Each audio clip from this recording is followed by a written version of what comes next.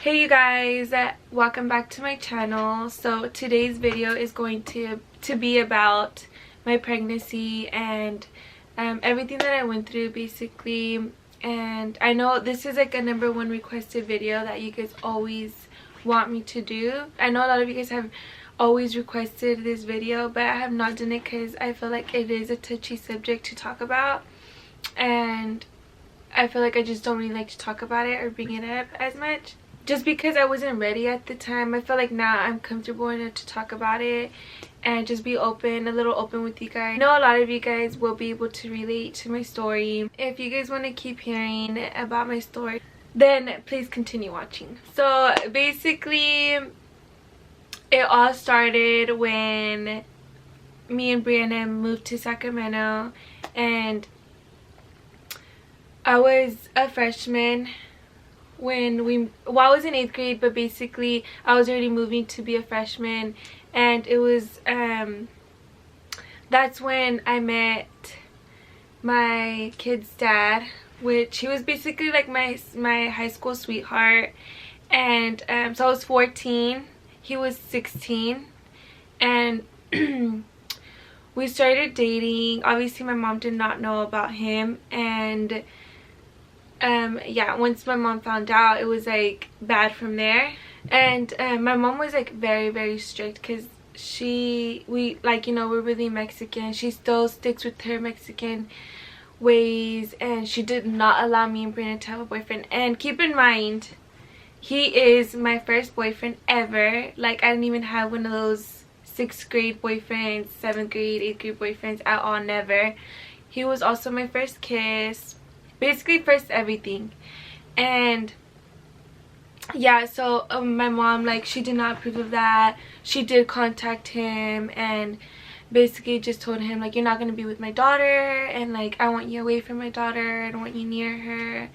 My mom even like whipped me because she's like, you're not gonna have a boyfriend, I want you to focus on school. And she's like, mom would always tell me, I don't want you to go through what I went through, because my mom had us at a very young age. My mom had us at 16 years old. So like, I kind of understood her, because you know, she just didn't want me going through everything she went through or walked on her path. And I still continued to be with him. I did not listen. I did things behind her back, and I was basically just the rebel child. I got my phone taken away. I was not allowed to like go to basketball games like Brianna did. I was always at home stuck, and then Brianna would always be out with my friends at football games, basketball games, and stuff like that. And like, I still continued to I wanted to be with him so bad. At the time, I was, 14, and I was just like, nothing or nobody's gonna stop me, because I was so in love with him. I was like, I don't care what anybody says. Even like Brianna would always tell me, but just stop talking to him, like, don't do all of this, like, just over him. And I'm like, oh my god, like, nobody was understanding me at the time. And I was just to the point where, like, I don't care what nobody thinks, like, I'm gonna do what I want to do. And like, they don't understand me because they're not in love or anything like that. And like, so I still continued to be with him. I even got sent to Fresno. I had to stay with my dad for a couple weeks until I told my mom I'm not gonna be with him anymore. And I lied about that. I was such a, like, I basically would ditch school to see him. I would sneak out my house to see him, and like, it would, I felt bad too, because sometimes I would involve Bri in my choices I would make, which would get her in trouble, because I tell her, like, come with me, sneak out with me. And yeah, that was a whole nother story that me and Brianna got in trouble for. And even Brianna would get her phone taken away because she let me use her phone to talk to him. So it was just to the point where it was just so bad. And basically, to cut it down short, we still stuck together. We were with each other. I had to like do the most just to get in contact with him. My mom ended up finally being like, you know what, I'm just done with this. I'm just gonna I'm gonna meet him again. I'm gonna talk to him, see how things, how he is and stuff. So I'm gonna just give you a chance. So I was like so happy about that, because I was like, oh my god, finally, like, she's gonna let me be with him. I don't have to like do things behind her back anymore. So I told my baby's dad, I'm like, oh my god, my mom wants to meet you. And so we met up, my mom met him, and she's like, he's cool, like whatever. So I mean, he would be able to come over. He was not allowed to stay the night. I was not allowed to go to his house. He would only be able to come to my house when my mom was there. So it was like that for about a year and a half, 2 years. We were like that for 2 years. So then basically, so I was 14, and then 2 years later, I'm already 16 years old. Me and him, like, obviously I wasn't using protection. I didn't get my period, so I was like, this is weird. I'm always on point with my period, like, no matter what. And so I told him about it, and he was like, he's like, just wait, you'll end up getting it. And I'm like, all right. I waited a week. I didn't get my period, so I was like, no, it's still nothing. He's like, all right, well, like, let's get a test, and then we'll find out from there. So I was like, okay. So one time I told my mom, like, can I go, we're gonna go out to eat. And then she didn't let me she did not allow me to go with just him. I had to tell her, like, that his mom was gonna be with us and she was gonna take us out to eat. So we did, and so it basically was just me and him.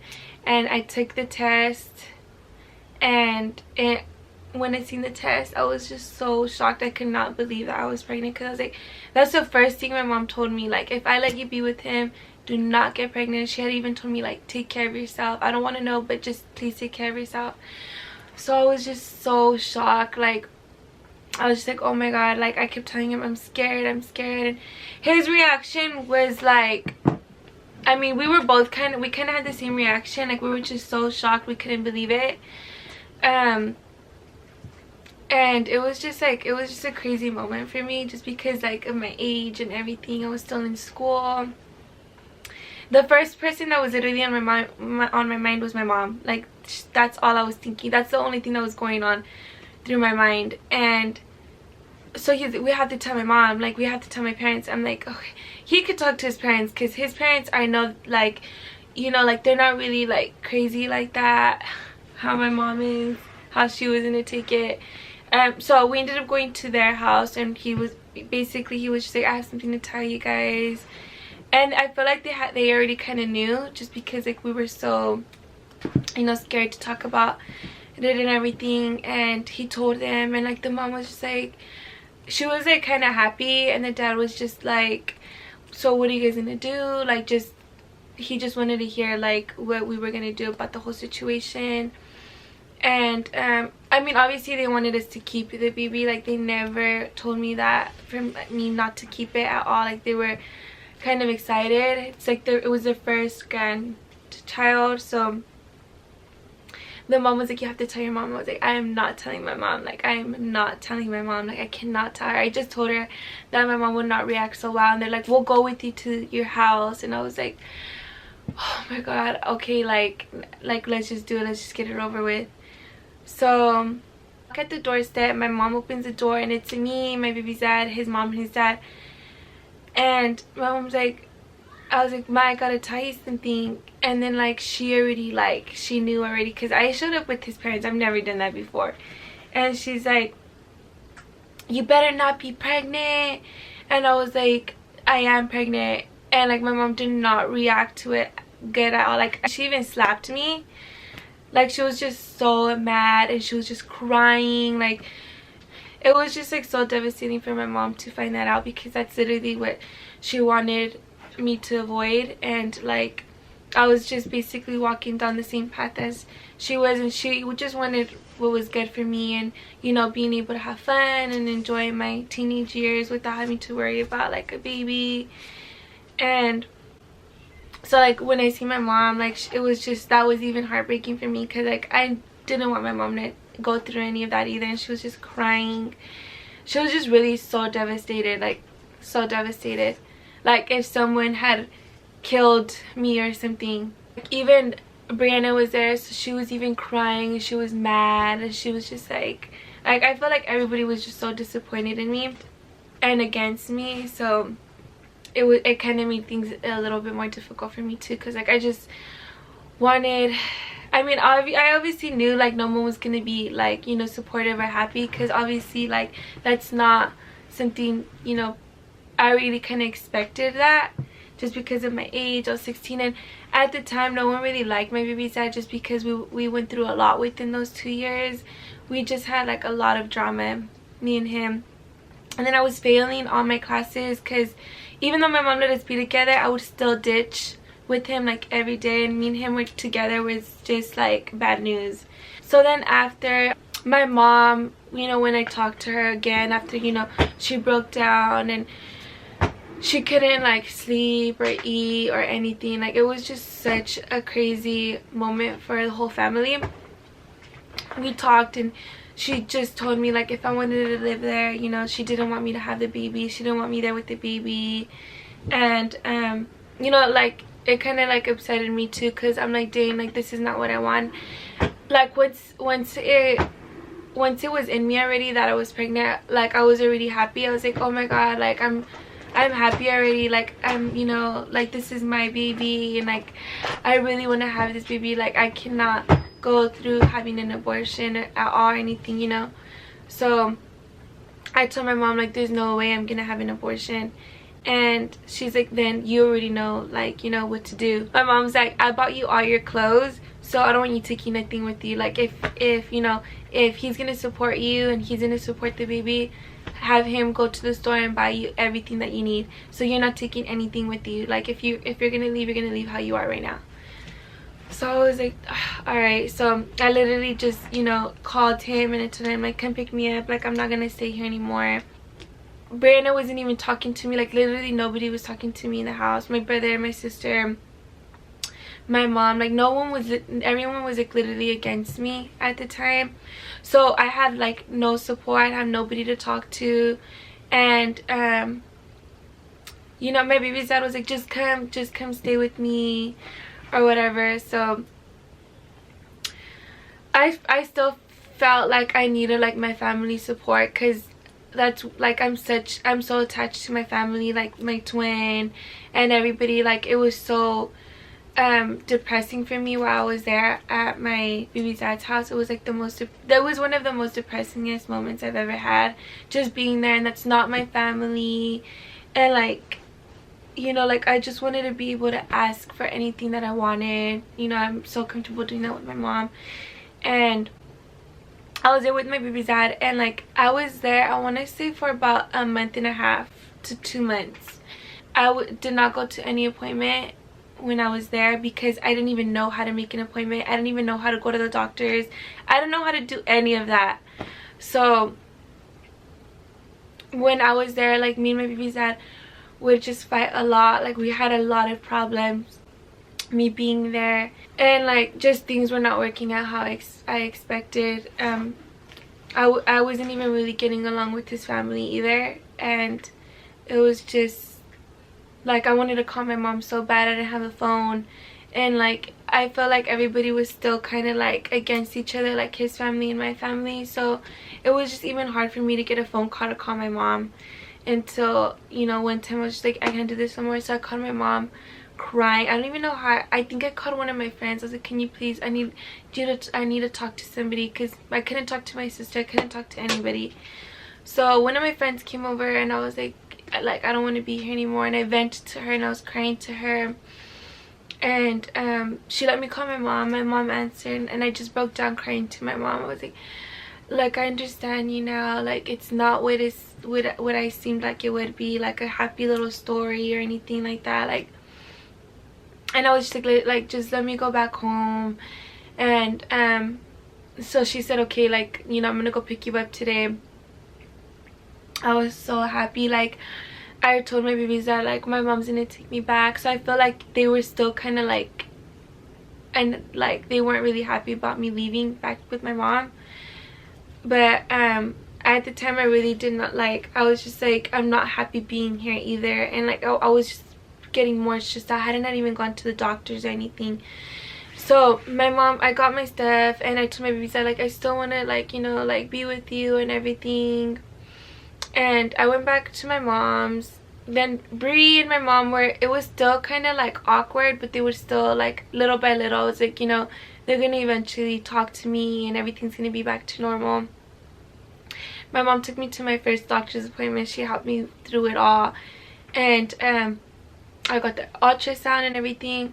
My baby's dad did not go because he had told me, like, once I moved in with my mom, he said that, like, I'm not gonna be living in Sacramento anymore. I'm gonna move to LA. But like, he didn't even really have nowhere to stay out there, so I was like, I'm not just gonna go to LA. And like, we weren't even really together. Like, we had so much problems. Like, when I was living with him, it was so bad. It was so unhealthy too. So I was like, no, I'm just better off being with my mom and my sister, and like, I have their support. So he ended up leaving, and I was, you know, I'm still 16, so I wanted to be able to provide for the baby and everything. I didn't want to ask my mom for not one thing. So I remember, I'm like, I'm gonna start putting applications. So I walked into hella places. Like, I remember I was 5 months already. I walked into McDonald's and I was wearing all black because I didn't want anybody to know that I was pregnant. So I put in the application, and you know, the manager seen that I put in the application, and you literally could not tell that I was pregnant because I had like this jacket on, and it was cold already at the time. So I got a call back, and then like, we're gonna schedule you for an interview, and I was like so happy. I was like, oh my god, yes, like things are working out for me. So I went to the interview, and she's like, okay, you got the job. So then later on, they ended up finding out I was pregnant. They're like, why didn't you tell us and stuff? But I was just so happy that I got the job. I literally worked till I was 8 months pregnant. Like, literally my whole term I worked from 5 months to 8 months. So I saved up money and everything, and I bought Josiah his crib. Like, anytime I would get some shoes, I would buy Josiah shoes, clothes, everything. Like, everything that he needed. I was just so happy. Like, I wanted him to have everything. And my mom even threw me a baby shower, so that helped out a lot. And then yeah, so I didn't talk to my baby's dad like my whole pregnancy. He was in LA, I was here in Sacramento, and we didn't talk at all. Like, he would try to call every now and then to check up, but I was just so hurt because I did, you know, I knew we weren't together. So you know, I would do my lurking on Facebook and stuff, and I did find him, you know, talking to a girl and like just putting her on Facebook and stuff like that, talking about her. And I remember, like, I would just cry to my mom. Like, Brianna would be going out having fun, she would come back home late, and like, and I would just be like, dang, like, I was just so depressed. And I was just like, I would tell my mom, like, I cannot believe, just go to her room crying like at 3 in the morning, because that's when I would do my investigating. And I'm like, oh my god, man, I cannot believe him. I would just walk to my mom, like, I was just crying nonstop. I'm like, for me so much, like, I couldn't thank her enough, because she literally helped me get through my whole pregnancy. Like, she would just like comfort me, and she would just tell me like all the right advice I needed to hear, and that I can get through it, and that this would just make me stronger, and that I wasn't alone, that she was, you know, there for me. And like, every night I would just be with my mom, like, and like, I know a lot of you guys want to hear about like what were my cravings and stuff. Like, my so I did get like morning sickness with Josiah. I want to say like my first trimester. Not when I lived with my baby's dad, I didn't get sick, but once I moved with my mom, that's when I started getting sick, because I was still early when I lived with my baby's dad. And once I was about like 2 months, no, it was like 3 months, I got night sickness. I would start throwing up like at 6 o'clock p.m. That went away. I want to say like once I hit my second trimester, I was good. And I remember I would always crave pineapple and a milkshake from In-N-Out. Like, those were my cravings. My mom, every time she was she'd be at work, I'd call her and be like, bring me back an In-N-Out milkshake, and she would. She'd always bring me my pineapple and my In-N-Out milkshake, and those were my cravings with Josiah. And then like, so yeah, once I was like 8.5 months pregnant, my baby's dad did, you know, tell me that he was in, you know, that he was in town, and that, you know, he was gonna be here for the birth. And I remember I was so mad. I was like, I can do this alone. I do not need you to be in the birth room. Like, I did it this whole time through my whole pregnancy. I did it by myself, so why should you get to be there for your baby's, you know, arrival? Like, at the time I didn't feel like that was right. I was like, no, like, you don't deserve that. Like, you do not deserve it. But obviously I was just like, you know what, like, it is what it is, you know. I'm not gonna have him miss that. So I want to say like the last 2 weeks on my around my due date, I was talking to him a little bit more. And like, I remember when he first seen my belly, because he had seen me through my whole pregnancy, so he was just like so shocked of how like big I was. And like, he was just so shocked for me to like, for him to see, you know, me so like big with my belly and stuff. And it was so awkward because I still felt like I was still so hurt about the whole situation, and like, I had so much hate towards him. And I was just like, let me just try my best, like. And like, I always wanted to cry and just tell him everything. I wanted to just to break down to him and tell him like why would you leave and stuff like that. But I was like, I have too much pride for that. So my due date was February 20th, and February 18th I started having, no, February 17th I started having contractions in the middle of the night. So I told my mom, I'm like, oh my god, Ma, like, I do not feel good, like, I'm getting pain. And she's like, you're probably having contractions. So she's like, just, you know, just keep waiting, you know, keep waiting. So I waited till the next morning. The whole entire night I couldn't sleep. I had contractions back to back. And then my mom's like, you know what, I'm gonna have to call in to work, because it was on a Friday. She's like, I'm gonna have to call in to work, because she already knew that I was not, like, I wasn't going to labor that day. And then I went to the hospital, and they're like, no, you're not even like dilated at all, like, you gotta go back home and walk. So I was like, okay. So you know, I called my baby's dad, and he came to the house, and we went walking like around my whole neighborhood, and I was still in pain. I was in pain, like, I've never felt this type of pain before. And my grandma, like, she starts reading me the Bible and stuff. She's so cute. And then like, she makes me this tea. I think it was like a manzanilla tea, for like, just to soothe the pain a little bit. And it's already like 8 o'clock or 7 o'clock, and I'm like, you know what, I can't do this anymore. Like, I was such in pain. Like, I was like holding on to my baby's dad's hand so tight, and I was like, I cannot do this, like, I can't do this anymore. And I told my mom, like, I have to go to the hospital. So we go back to the hospital. They checked me, and they're like, nope, you're not ready, you're not dilated at all.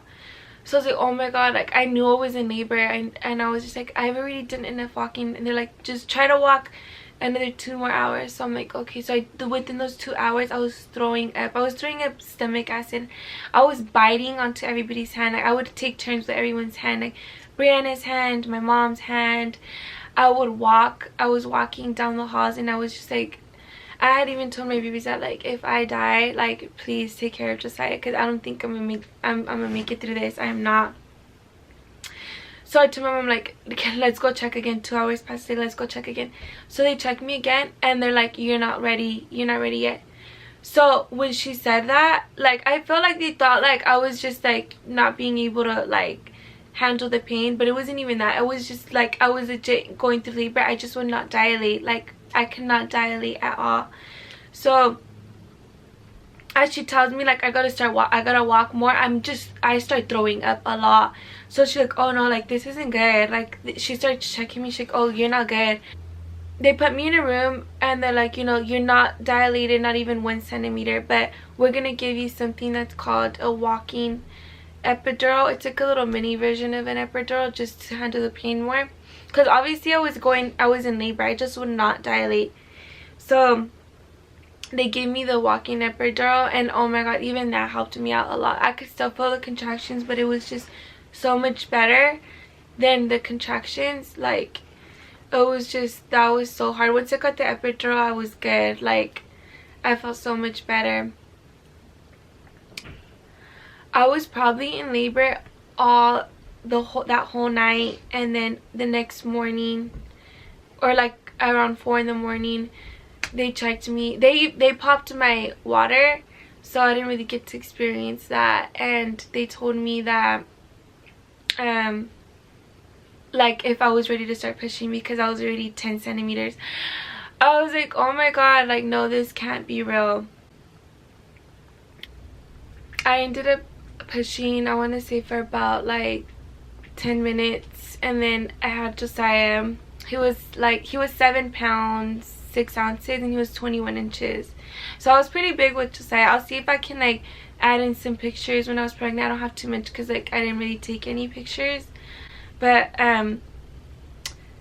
yeah, so that was like a good moment I had with Josiah. It was so emotional. I was crying. I think even my baby's dad was crying once I had Josiah.